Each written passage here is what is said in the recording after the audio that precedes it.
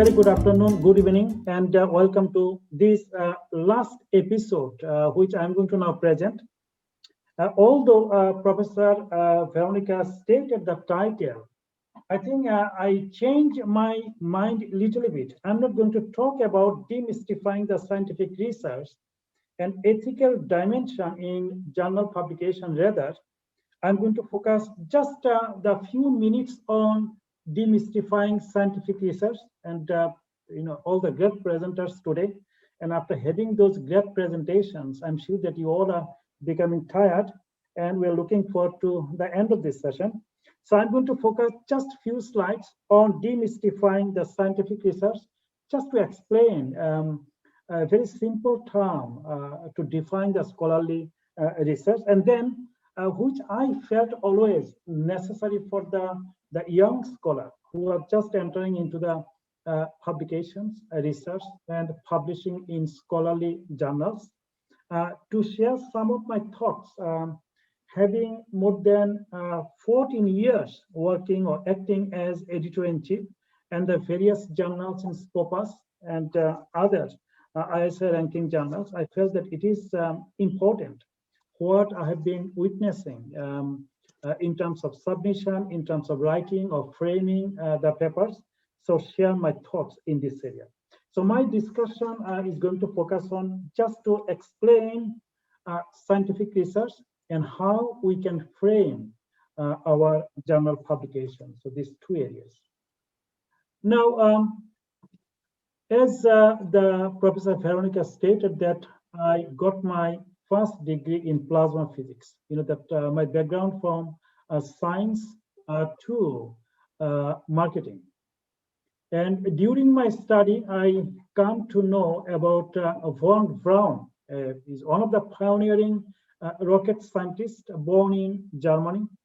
And he has been considered and regarded as one of the best, the promising genius rocket scientist in his time.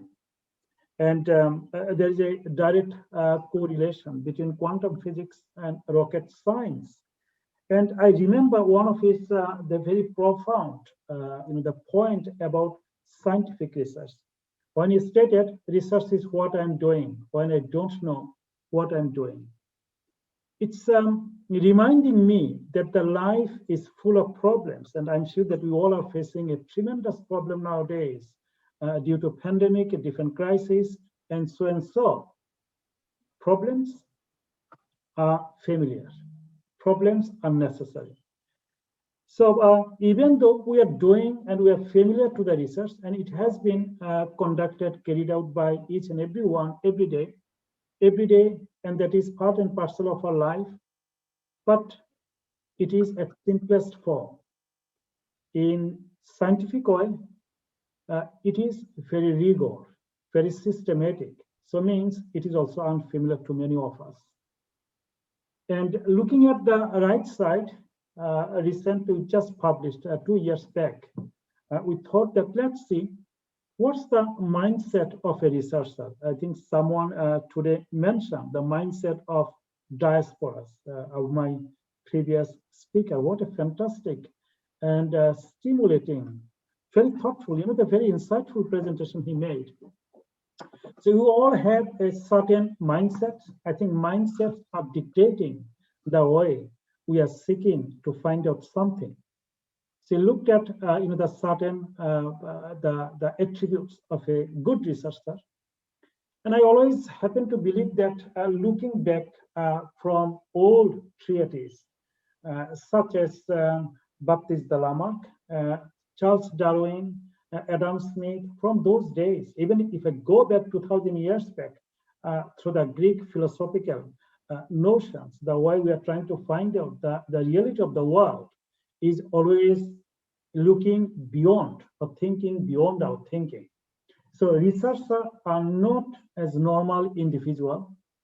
They think precisely to find out the truth, the ontological perspective, what is happening and why it is happening. So means when you're talking about challenging the reality of the world and trying to find out the reality, that is the truth seeking that phenomenon.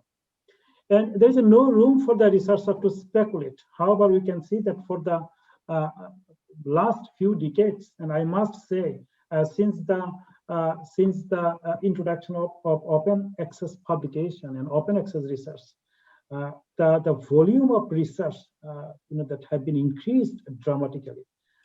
And I'm going to share some of my slides later on, and you will see that what is happening.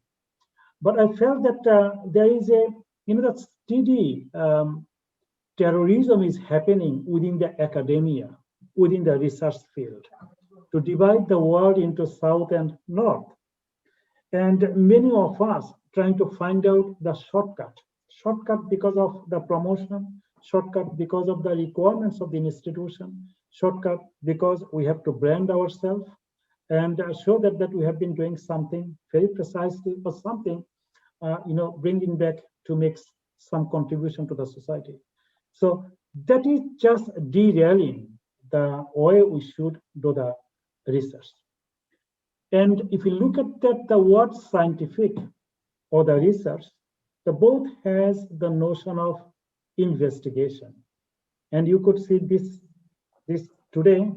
We have some fascinating keynote addresses. We had some good presentation, and everyone did focus some of the issues, some of the problems, some of the incidents they faced or society faced.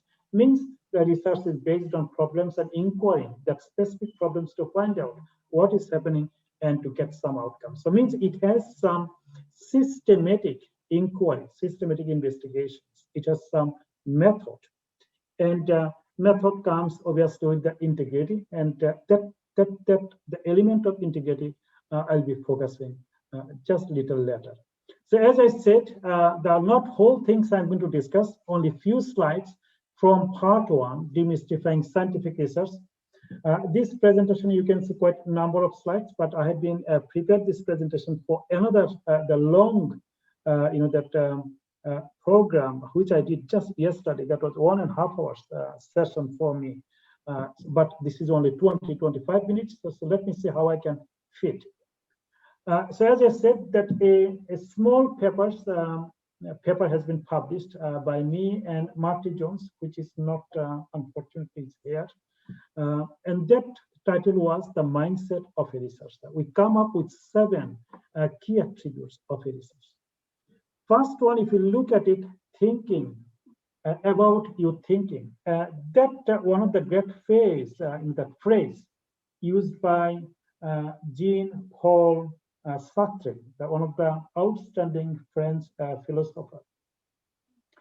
That philosophical questions, whether it is the scientific philosophy, whether it is the behavioral philosophy, whether it is social science philosophy, we are always seeking deep down questions, self-challenging questions. And we don't think the way a child or normal individual think.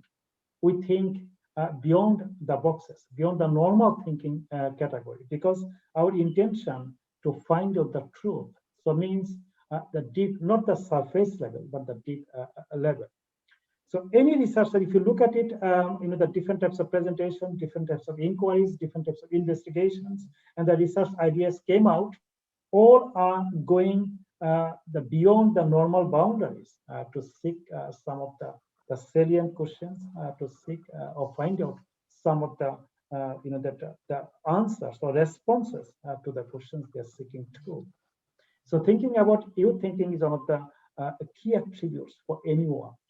It's not that you are going for shopping to buy something. What to buy is maybe a serious question for you if you are buying something conspicuous products. But when you're talking that we are measuring, we are investigating certain phenomenon or reality, then it is something beyond our normal thinking.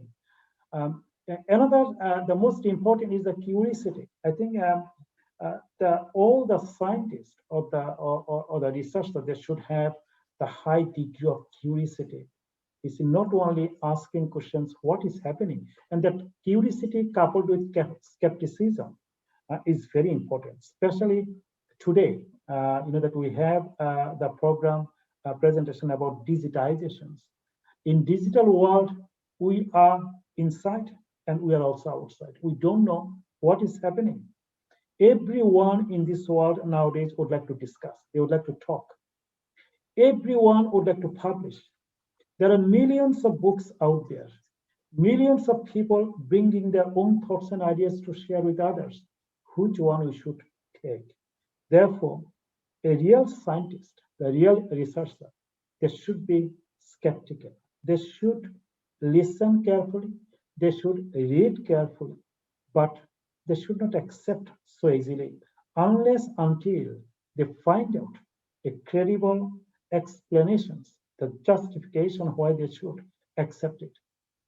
And I feel another, the most important attribute is not only that you are genius, it is not only that you are bringing so many projects, but you have a great responsibility to discern that idea, to the next generation, to other people.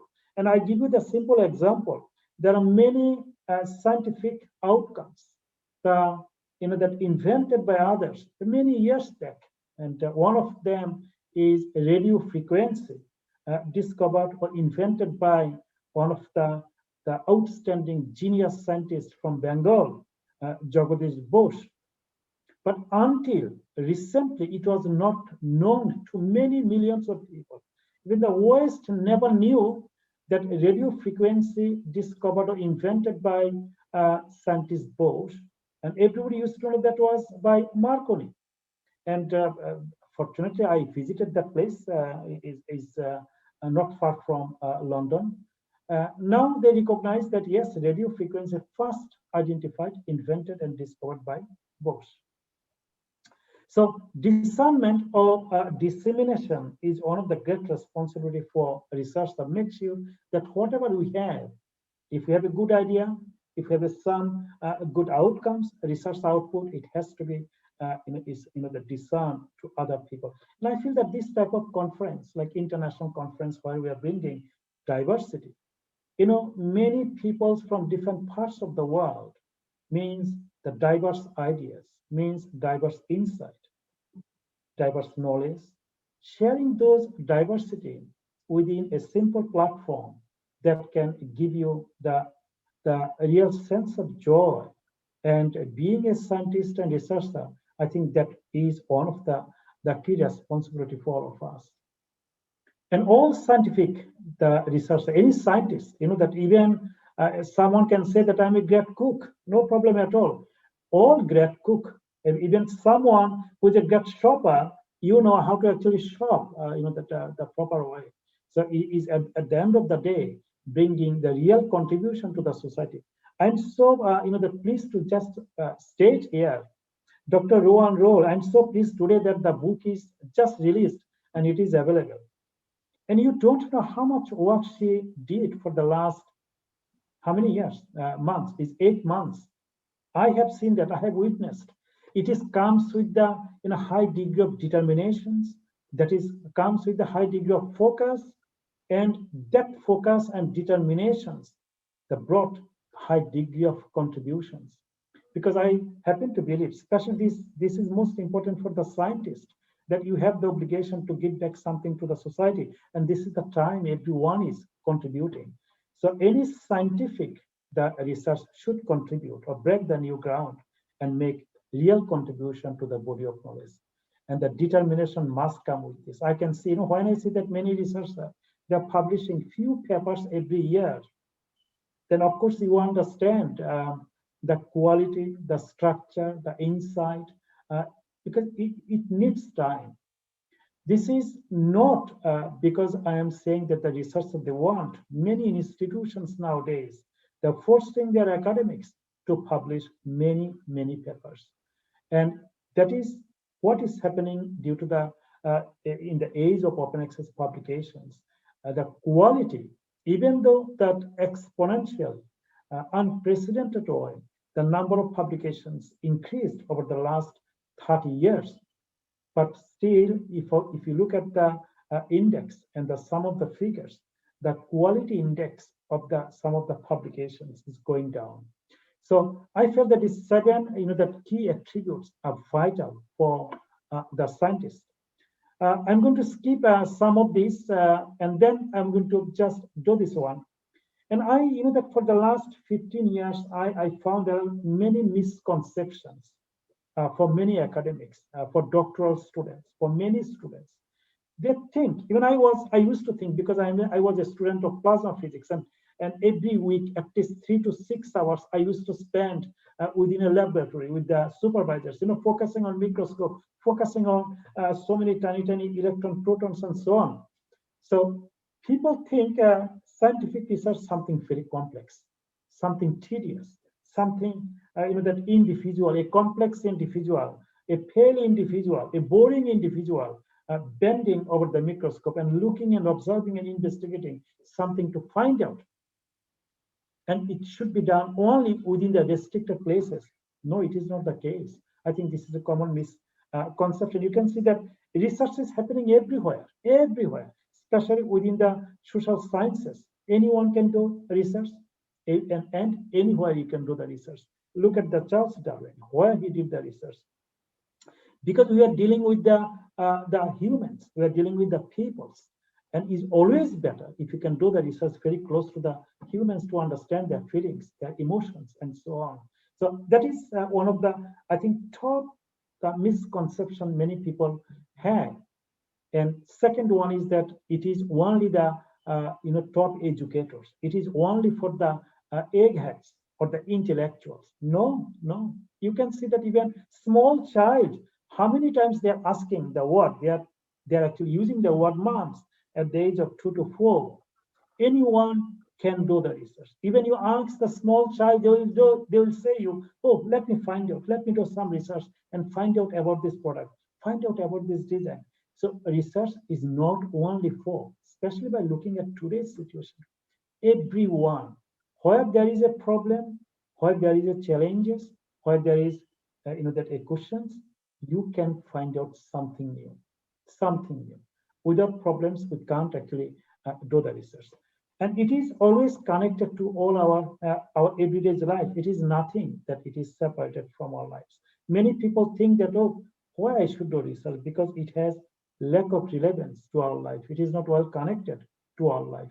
But I always happen to believe that anything you do, look at whatever the presentation today, the presenters made contribution, everything is very much close to our heart.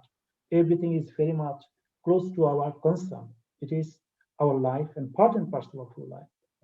And some people may think, okay, that when you are doing research, always separate research and writing. But I feel this is another misconception, because in practice, I have witnessed many people, they could not complete the research because they're still reading, especially doctoral students.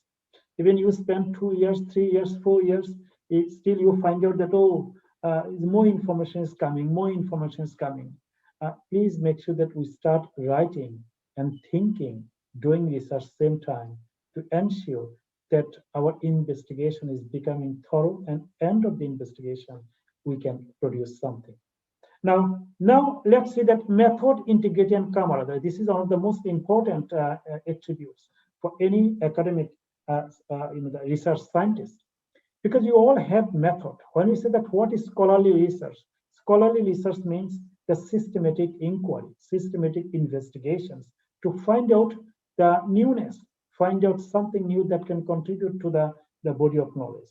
And that is that scientific research, because it is a systematic process and procedures. Without method, you cannot have scientific research. And always method comes with the integrity, because that was, I wanted to discuss about the ethical dimensions of the research, especially the authorship. That even last week, I got an email from someone who published a paper 5 years back.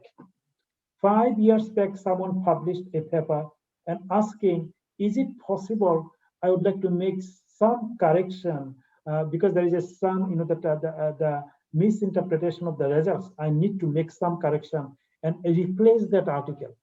And I was just thinking about, that what is the ethical dimension? For the last 2 years, I have received quite a number of complaints from co-authors that we published together, but it seems that our names were not represented proper way. I made the most of the contribution, but my name came as third. So there's many issues in terms of authorship, in terms of review things. Uh, but I feel that many of us are not aware about or not actually looking very seriously about ethical issues when we are carrying out research. Uh, Anything we do, whether it is duty, whether it is research, whether it is inquiry, whether it is asking, that interviewees or conducting any field work must come with ethics. I think ethical dimensions is the most important. I have witnessed that fabrication of information. I have seen that many duplications, misinterpretations of the data, tampering the data, and even sometimes you are running the software, but then side by side, when you see that your hypotheses are not tested properly, you are tampering, you are, the manipulating, bypassing the software analytical tools. Many things is happening. I think honesty and ethical dimensions is the most important being a scientific researcher. And camaraderie, like this conference we are attending, as we said, that discernment is one of the most important responsibility for the researcher, that we are building that highly committed, bonded relationship with others, because we are sharing our thoughts and ideas, and that give you the real sense being a scientific researcher. Now let's focus on, I'm not going to focus on this. My main intention just to quickly show you, if you look at 1996, the period 2020, number of publication, you can see USA is occupying the number one and high indexed 2577, and citations in self-citation and citable documents, you can see is millions of documents. China become number second, United Kingdom number three, Germany number four, and India number seven. Let's see if I go back to the next slide. China become, this is just 2020, is not the average, just the latest data came out. China become number one, United States become number two, and United Kingdom number three, and India become number four. And you can see citable number of data. Before 1980s, 92%, the most of the innovative research were conducted only in North America and most of the European countries. Now, data is telling me something different. What is happening now? If you look at just 2020 years back, United States number one, United Kingdom number two, Japan three, and if you look at that, China was six, and India 13. So you can see the volume of research where it is happening due to the open access publications and the number of publications published throughout the world. But what I wanted to tell you here, that it's remind me, you can see this quickly. I've just taken it. Countries leading the world in scientific publication, China become number one now, USA two, and India become number three. And very soon, the volume of research is coming from India. They will also is going to challenge the US publications, number of publications. Now, what I'm saying, this is the part I wanted to say, just 2 to 3 slides I'm going to share with you. Now, you see, that one of the things I was really a bit astonished attending yesterday, one of the interesting program organized by University of Mumbai, 5 days special training program for their faculty on research, on ethical dimension, how to publish. I think most of the universities should start doing this, because I felt that we have fantastic ideas, we have fantastic projects, but sometimes that we are not making our body something different to it. It's remind me to recall one of the Confucians philosophy, that when I see you first time, I see your face, but when you leave the place, I see your heart. I felt that when we are doing the research, both content and context should be integrated very nicely. So if I look at the quality of good paper, is obviously not always Of course, the number one is the contribution to the body of knowledge, your originality and its relevance, clarity, sound, theoretical and practical implications.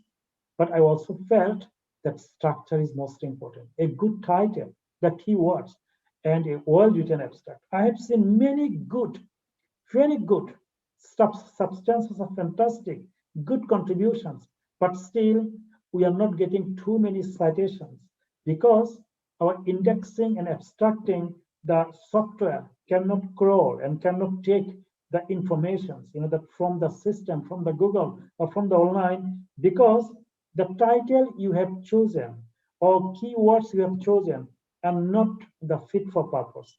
So that's why my main focus will be the structural implementation of the papers. I think I can take another 3 to 4 minutes, then I'll finish it.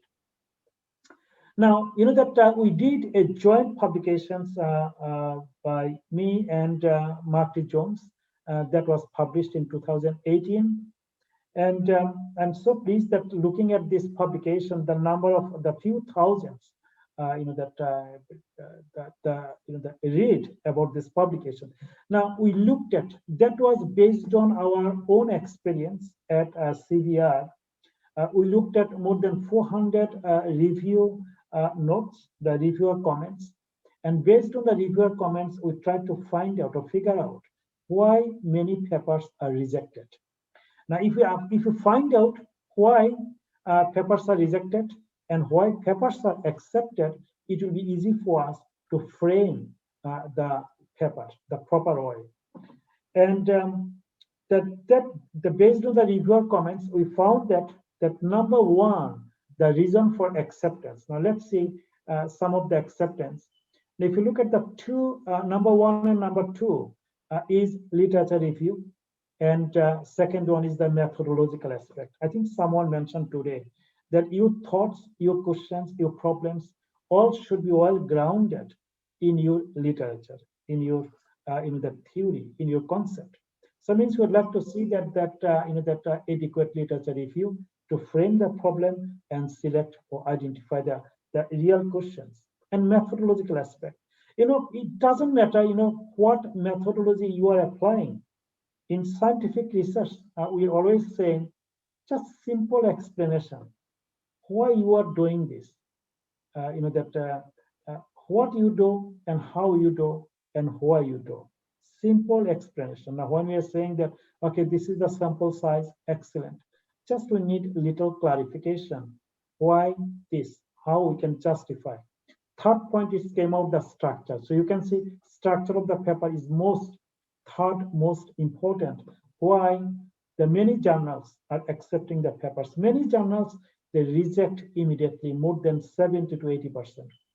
Now, I remember that when one of our journals was the Scopus listed, I'm talking about 14, 15, 16, 17, 18, up to 19, we used to receive up to 1,200 papers every year. 1,200 papers. Now, you think how it is possible for us, being a small organization, to process all these 1,200 papers. I think it is a daunting task. It's not so easy. But what's happened? The more than 80 to 90% papers rejected immediately at the desk. Now, why the desk rejection? Mainly because the papers are not suitable for this journal. Journal focusing on retailing or marketing, and you are receiving the papers on economics, you are receiving the papers on sports, you are receiving the papers on robotics or maybe something else, or healthcare. It's very interesting that many of us don't look at the journal's aims and scope. We don't even bother to read some of the journal's articles to understand how the journals is accepting papers, its requirements, and the type of papers it is accepting. So I felt that the structural implementation is most important, and you can look at some other issues, quality of the problem formulations. The problems are not mentioned or not stated, or if it is stated, it is a bit ambiguous, not clearly stated. Now let's go back to the rejection. Obviously, the same things, but we looked at some of the the reviewer comments. one of the most important reason for rejection is discussions and conclusion. Discussions not always robust.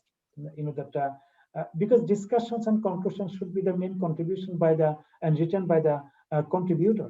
There is a lack of discussions, and we found that number two, it's the quality of writing. There is Two no more problem. minutes. Thank you. I'm going to finish now within 2 minutes. The quality of writing, even though the English is not our first language, but there's no problems to check or use the different types of tools to do that editing and proofreading. So you can see at a glance some of the issues. Now, I wanted to just finish with this this slide. Let's see. So this is, I would like to see that any the junior researcher or the doctoral students, when you are doing your research, please frame your research based on IMRAD. So IMRAD method is the latest scientific method, and it is benchmark, it's standardized method applied by everyone. Starting with introduction. Now there is no more discussion from me because timing is here. So introduction, that should include your questions, your problems, your rationale, your significance, and so on. Method, make sure that it is justified, whatever the methods you have. The results section, I have seen within the results section, even 25 tables, the diagrams. There's a fantastic article written by Armstrong, Chinese University of Hong Kong. How many tables, diagrams, and figures we should include to have a fantastic research paper. And then discussion. Discussion should be own. It should be really robust to compare and contrast the findings with the literature, current literature. So that's I wanted to say that even though and that some of these tools we can use. These are some of the tools. Even though there is no special training program by the institution, but I feel that scientists or researchers must focus on not only the mind and soul, but also focusing on the body of the paper to have the better acceptance. Thank you. Thank you for listening this presentation.